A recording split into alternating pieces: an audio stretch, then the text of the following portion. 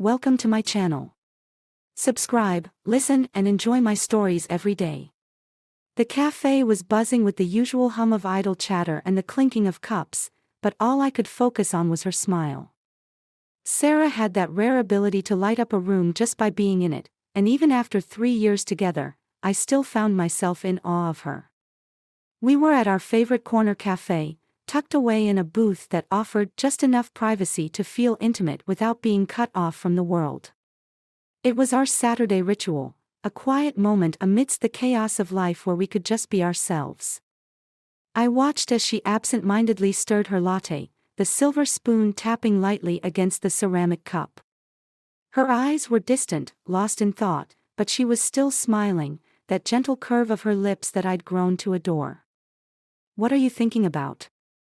I asked, breaking the silence. She looked up, her hazel eyes locking with mine, and the smile widened. "Just about how lucky I am to have you," she said softly, reaching across the table to squeeze my hand. I felt a warmth spread through me, a mixture of contentment and love. But just as I was about to reply, her phone buzzed on the table, the screen lighting up with a message. She glanced at it quickly, her smile faltering for just a fraction of a second before she snatched the phone up and turned it face down. I wouldn't have thought much of it if it weren't for that split second of hesitation, the way her eyes had darted away from mine. Something wasn't right. "Who was that?" I asked, trying to keep my tone casual. She hesitated again, her fingers nervously playing with the edge of her napkin. "Oh, just work stuff. You know how it is," she replied, forcing a laugh that didn't quite reach her eyes. I nodded, but my mind was already racing. As much as I wanted to believe her, something about the way she'd reacted didn't sit right with me. I couldn't help but feel a pang of suspicion. "Can I see?" The words slipped out before I could stop them. She blinked, clearly taken aback. "What? Why?" I shrugged, trying to play it off as nonchalantly as possible. "I don't know, just curious. You never hide things from me." Her smile returned, but this time it was tinged with something I couldn't quite place. Maybe it was guilt, maybe it was fear. "It's nothing, really. Just some boring work emails." She slipped her phone into her bag, effectively ending the conversation. But as she did, I caught a glimpse of the name on the screen. My heart skipped a beat, the world around me narrowing to a single, terrifying focus. The name was David. My father's name. I told myself it had to be a coincidence. David was a common name, it didn't have to mean anything. But the unease gnawed at me, even as I forced a smile and tried to push the thought away.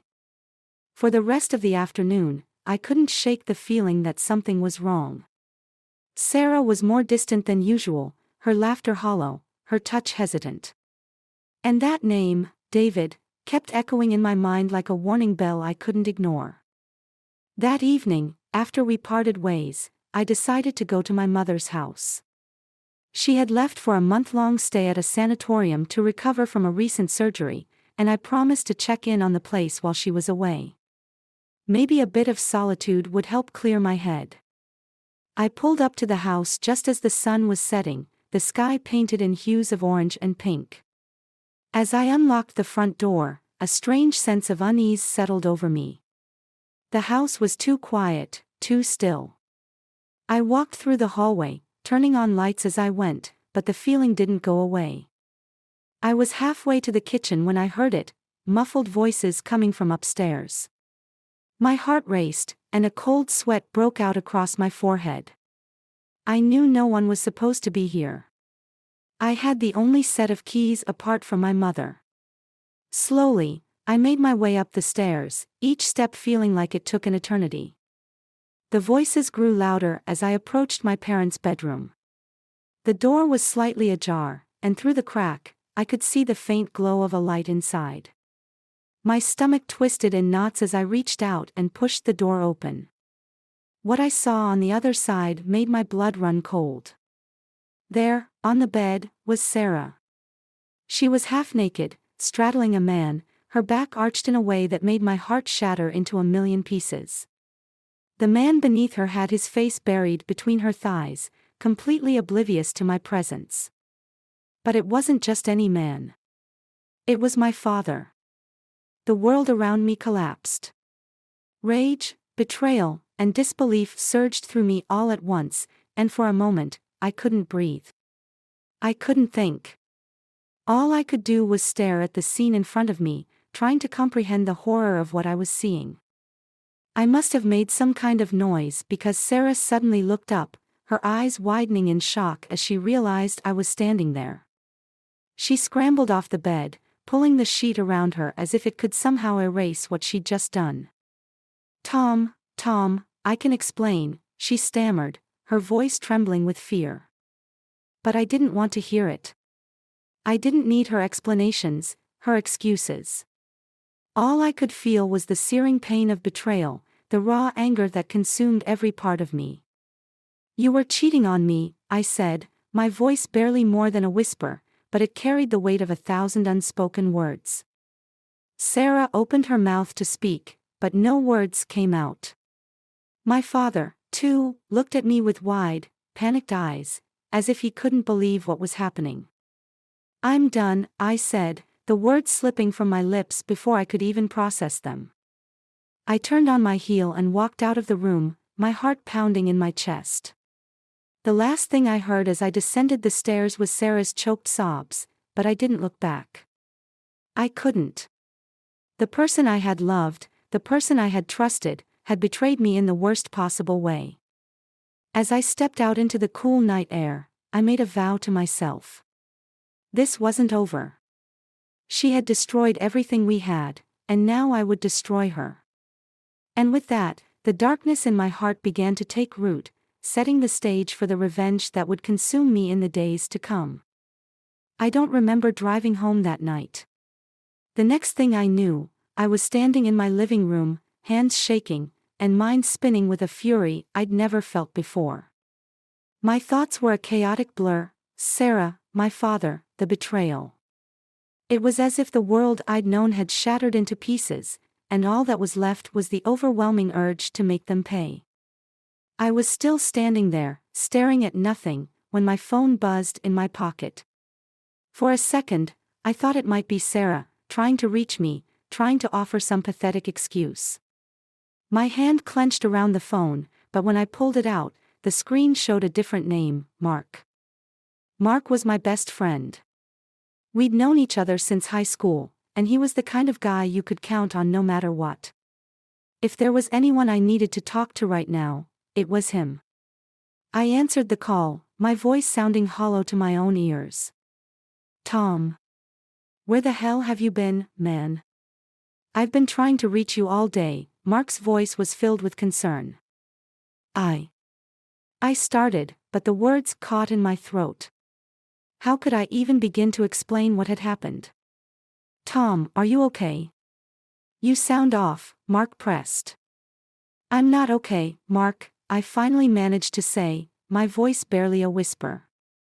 There was a pause on the other end of the line, then Mark spoke again, his tone serious. "What happened? Do you want me to come over?"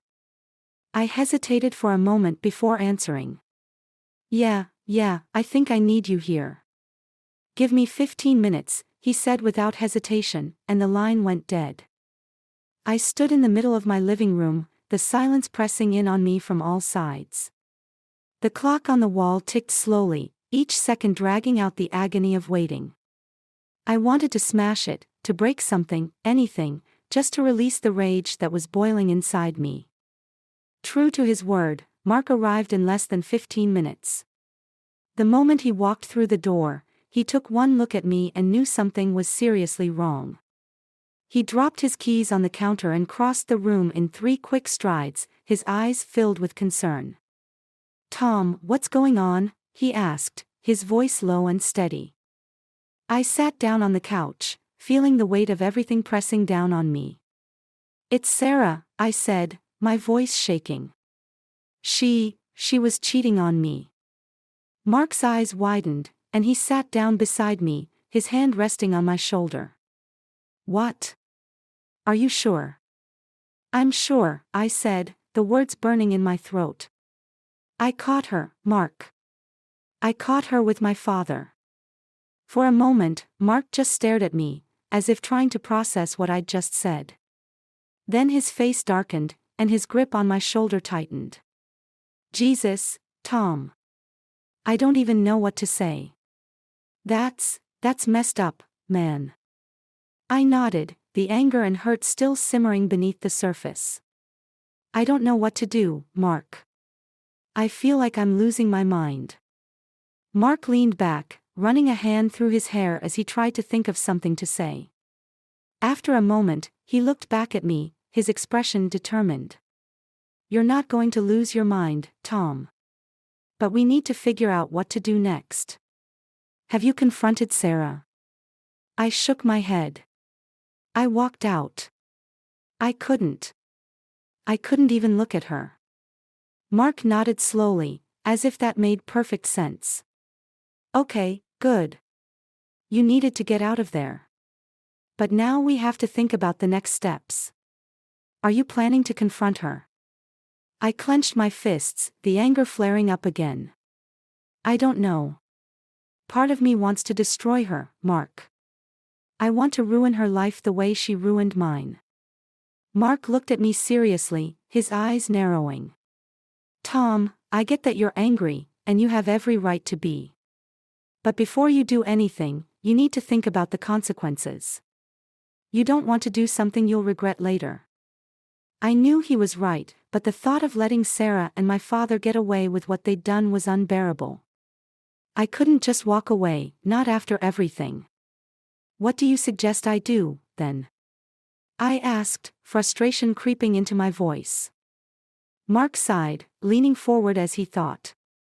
First things first, you need to talk to Sarah. You need to hear what she has to say, even if it's the last thing you want to do. You need to get some closure on this before you can move forward. The idea of facing Sarah again made my stomach turn, but I knew Mark was right. I couldn't move on until I'd confronted her, until I'd looked her in the eye and demanded answers. Okay, I said finally. I'll talk to her. Mark nodded approvingly. Good. And I'll be there for you, whatever you decide to do. You're not in this alone, Tom. His words brought a small measure of comfort, and for the first time that night, I felt like I could breathe a little easier. Mark had always been there for me, and I knew he wasn't going to let me go through this alone. Just then, there was a knock on the door. Both of us turned towards the sound, and Mark raised an eyebrow. You expecting anyone else? I shook my head, frowning as I got up to answer the door. When I opened it, I found myself face to face with another unexpected visitor, Rachel, Sarah's best friend. Rachel looked like she had just stepped out of a nightmare. Her normally flawless makeup was smeared, and her eyes were red and puffy from crying. She didn't wait for an invitation, she pushed past me and into the apartment, her eyes wild with panic. Tom, I need to talk to you, she said, her voice cracking with urgency. Mark stood up, his expression wary. Rachel, what's going on? Rachel looked between the two of us, tears welling up in her eyes. It's about Sarah. She's not okay. My heart skipped a beat. What do you mean she's not okay? Rachel wiped at her eyes, trying to steady herself. After you left, she called me, completely hysterical. She told me everything, Tom, about what you saw, about how she messed up. She's falling apart, and I'm really scared for her. A part of me wanted to ignore her, to tell her that Sarah deserved to suffer for what she'd done. But another part of me, maybe the part that still loved her, couldn't do that. I couldn't just walk away knowing she was in that state. Where is she now? I asked, my voice gruff. Rachel shook her head, looking even more distressed. She's at your place. I tried to get her to come with me, but she wouldn't leave. She just kept saying she needed to talk to you. I exchanged a glance with Mark, who nodded subtly, as if telling me I needed to go. I took a deep breath, feeling the weight of the situation pressing down on me. "Okay," I said, grabbing my keys from the counter. "I'll go see her." Rachel looked relieved, but Mark grabbed my arm before I could leave. "Tom, you need to keep your cool. No matter what she says, don't let your anger take over. You have to think this through." I nodded, knowing he was right. But as I headed out the door, I couldn't help but feel the storm of emotions swirling inside me. This confrontation was going to be the hardest thing I'd ever done, and I had no idea how it was going to end. The drive to my apartment feels like a journey through a storm. The anger I've tried to suppress simmers just beneath the surface, threatening to boil over. Rachel rides beside me, silent, her fingers nervously tapping against her knee. The tension in the car is thick enough to choke on, but I can't bring myself to speak. My thoughts are a chaotic whirlwind, and every time I try to make sense of them, I'm overwhelmed by the image of Sarah and my father. I grip the steering wheel tighter, my knuckles turning white.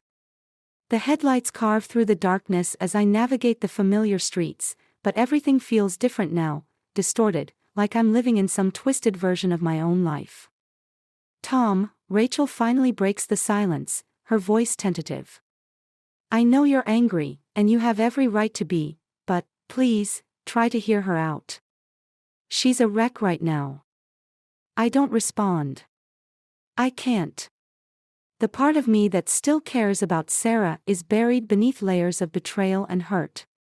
All I can think about is how she destroyed everything we had, how she destroyed me. When we finally pull up in front of my apartment building, I sit there for a moment, staring up at the dark windows.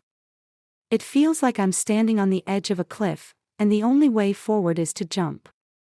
Rachel looks at me, waiting for some kind of sign that I'm ready, but I'm not sure I'll ever be ready for this. "Let's get this over with," I mutter, pushing open the car door and stepping out into the night. The air is thick with the scent of rain, and the pavement is slick beneath my feet as I make my way to the entrance. Rachel follows close behind, her footsteps hesitant, as if she's not sure whether she should be here. I can't blame her. This isn't a situation anyone would want to be part of. When I reach the door to my apartment, I pause, my hand hovering over the handle. The anger surges up again, hot and fierce, but I force it down. I need to keep my head clear. I need to stay in control. I push the door open, and the familiar scent of my apartment washes over me, only now it's tinged with something else, something bitter and acrid. The lights are dim, and for a moment, I don't see her. Then I hear it, a soft, broken sob coming from the living room. I step inside, and there she is, curled up on the couch, clutching a pillow like it's the only thing keeping her from falling apart. Her hair is a tangled mess, her face blotchy from crying, and her eyes, those eyes that I used to lose myself in, are red and swollen. She looks up as I enter, and the raw pain in her gaze slices through me. "Tom," she whispers, her voice cracking. "I'm so sorry." I don't respond. I don't trust myself to speak. I stand there, frozen, the anger and hurt battling for dominance inside me. Rachel steps forward, placing a hand on Sarah's shoulder, but Sarah flinches, as if even that small touch is too much for her to bear. "Sarah," Rachel says softly, "you need to talk to him." Sarah nods, but she doesn't look at me. She seems to shrink into herself, as if she's trying to disappear. I wait, the silence stretching out between us, heavy with all the things left unsaid. Finally, she takes a deep, shuddering breath and meets my eyes. "I didn't mean for any of this to happen, Tom. I swear to you, I never wanted to hurt you." "Then why did you?" The words come out harsher than I intended, but I can't help it. The betrayal is still too fresh, too raw. She flinches again, but she doesn't look away. "It was a mistake, a horrible, awful mistake. I was confused, and your father, I don't even know how it started." I scoff, unable to hide my disbelief. You don't know how it started. You expect me to believe that? She shakes her head, tears spilling down her cheeks. I'm not asking you to believe me. I'm just trying to explain. It was like I was lost, Tom. I felt so disconnected from everything, from you, from us. And your father, he was there, and he took advantage of that. Hearing her try to shift the blame onto my father only makes the anger flare up again. So it's his fault. He forced you into bed with him. She shakes her head again, her sobs intensifying. No, it wasn't like that. I take full responsibility for what I did, Tom. But please, understand, I was weak, and he knew exactly how to exploit that. The rage boiling inside me is like nothing I've ever felt before. The betrayal, the lies, the sheer audacity of what she's saying, it's too much. I can feel my control slipping, but I fight to hold on, to stay calm. You destroyed everything, Sarah, I say, my voice low and trembling with barely contained fury. You threw away everything we had, everything we built, for what? A few moments of weakness. She crumples at my words, her sobs racking her body. Rachel looks at me, her eyes pleading for me to take it easy, but I can't. I won't. I never meant for it to go this far, Sarah says between sobs. I thought I could stop it, but it kept spiraling, and I didn't know how to get out. Spiraling? I repeat, incredulous. You could have stopped it at any time, Sarah. You could have told me. But you didn't. You kept going, and now everything is ruined. She shakes her head, her hands clutching the pillow even tighter. I know, Tom. I know I've ruined everything. I know you'll never forgive me, and I don't expect you to. I needed you to know how sorry I am. Her words, her tears, her obvious regret, they should mean something to me. But all I feel is numbness. The love I once had for her is buried under layers of hurt and betrayal, and I don't know if it will ever resurface. What do you want from me, Sarah? I ask, my voice barely above a whisper. What am I supposed to do with all of this? She looks up at me, her eyes filled with desperation. I don't know, she admits. I just wanted a chance to explain. I wanted you to understand. Understand?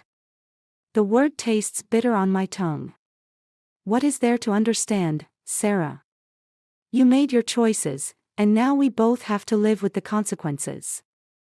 Rachel, who has been silent for the most part, finally steps in. Tom, maybe it's time to take a step back. Emotions are running high, and it might be better to talk this through when everyone's had a chance to cool down. I glance at Rachel, then back at Sarah. The idea of stepping back, of taking time to process everything, sounds logical. But logic isn't exactly ruling my emotions right now. I need some time, I finally say, my voice cold. I can't do this right now. Sarah nods, tears streaming down her face. I understand. Take all the time you need, Tom. I'll be here, waiting, if you ever want to talk. Her words hang in the air, but I don't respond. I turn and walk toward the door, the anger simmering just beneath the surface. Rachel gives me a sympathetic look as I pass, but I can't meet her eyes. I step out into the cool night air, closing the door behind me with a sense of finality. As I make my way to the car, my thoughts are a tangled mess of rage, hurt, and confusion. The confrontation didn't bring the closure I thought it would, it only left me feeling more lost, more betrayed. But one thing is clear, this isn't over. Not by a long shot. As I drive away, my mind is already turning over the next steps, the plans that will set my revenge in motion. Sarah may think she's sorry now, but she hasn't seen anything yet. I'll make sure she regrets the day she ever thought she could betray me. And with that resolve burning in my chest, I know that the storm is only just beginning. The days following the confrontation with Sarah blur together in a haze of anger and exhaustion. Every moment I spend alone is filled with thoughts of betrayal, each memory of our time together tainted by what she's done. The apartment, once a sanctuary, now feels like a prison, filled with ghosts of the life I thought I had. Mark checks in on me every day, his concern palpable. I know he's worried about what I might do, but I assure him that I'm keeping it together, at least on the surface. Beneath that, the anger festers, feeding the resolve that I will not let this go unanswered. The morning of my planned confrontation with my father, I wake up with a singular focus. It's time to face him. He has to know that I'm aware of what he's done, and he has to understand that he's destroyed whatever semblance of a relationship we had left. I call him, my voice cold and detached. Dad, we need to talk. There's a pause on the other end, then a sigh. Tom, I know what this is about. Can you come over? We should discuss this face to face. Yeah, I'm on my way, I reply curtly, already grabbing my keys. As I drive, my thoughts are a tangled mess. The man I've looked up to my entire life has betrayed me in the most personal way imaginable, and I can't shake the image of him with Sarah from my mind. The fury I've been carrying builds with every mile until it feels like it's going to consume me. When I arrive at my parents' house, I don't hesitate. I push through the front door, finding him in the living room, sitting in his favorite armchair. He looks older, more tired than I've ever seen him, but I'm too angry to care. Tom, he starts, but I cut him off. Don't, I snap. Just don't. You know why I'm here. He nods, his expression pained. I do. And I'm sorry, son. I've made a terrible mistake. A mistake. I spit the word like it's poison. Sleeping with my fiancé is more than a mistake, Dad. It's the ultimate betrayal. How could you do this to me? To Mom. He looks away, shame etched into every line on his face. I don't expect you to forgive me, Tom. What I did was inexcusable. But you need to know the truth before you make any decisions. The truth. I laugh bitterly. What truth could possibly justify what you've done? He stands, his movements slow and deliberate, as if he's carrying the weight of the world on his shoulders. The truth about Sarah. About who she really is. I narrow my eyes, suspicious of this sudden change in direction. What are you talking about? Sarah isn't who she says she is, he begins, his voice heavy. She's been playing us both, Tom. She came to me months ago, pretending to be in distress, claiming that you were distant, that she was lost. At first, I tried to help her as a father would, but she manipulated me, son. She twisted everything. I feel the blood drain from my face. What do you mean she manipulated you? She seduced me, Tom, he admits, his voice breaking. She knew exactly what she was doing. But that's not all. She's not who she says she is, not even close. Sarah, if that's even her real name, has a history, a past that she's kept hidden from everyone. I stagger back, trying to process what he's saying. You're telling me she set this up? That she wanted me to find out? He nods grimly. I believe so. She wanted to destroy us, Tom. She's been working on this for a long time. She was never in love with you, she was using you, using both of us. I don't know what her endgame is, but it's nothing good. The room spins, and I grab the back of a chair to steady myself. You're saying she planned this? Why? What does she gain from tearing us apart? I don't know, he admits, his voice thick with regret. But I do know that she's dangerous, and she's been playing a long game. The rage that had been boiling inside me now mixes with confusion and a sickening dread. I need answers, and there's only one person who can give them to me. I leave my father standing there, too consumed by my need for the truth to even say goodbye. As I drive back to my apartment, my mind races, trying to piece together the fragmented puzzle that my life has become. When I get there, I don't even bother to knock. I burst through the door, finding Sarah exactly where I left her, sitting on the couch with Rachel by her side. They both look up, startled by my sudden entrance. "Tom, what?" Sarah starts, but I cut her off. "Enough lies, Sarah." I shout, my voice raw with fury.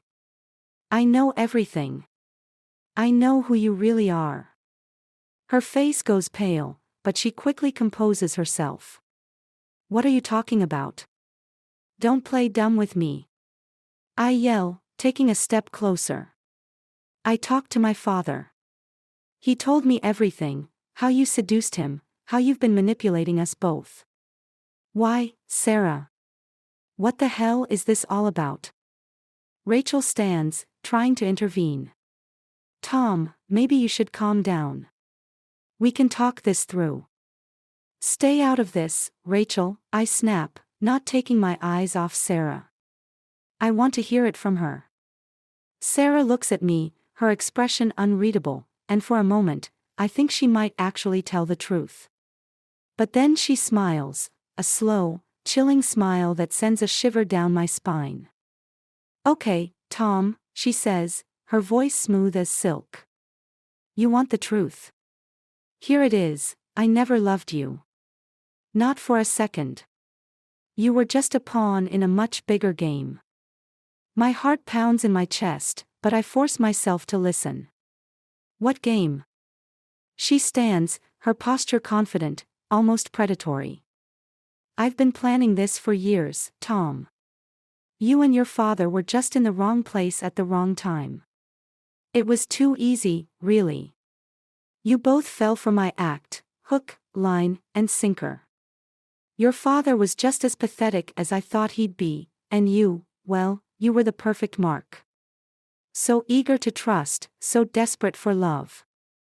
I feel sick, like I've been punched in the gut. Why, Sarah? Why go through all this? What do you gain from it?" Her smile widens, and she steps closer, lowering her voice to a whisper. "Revenge." The word hangs in the air like a death sentence. "Revenge? For what?"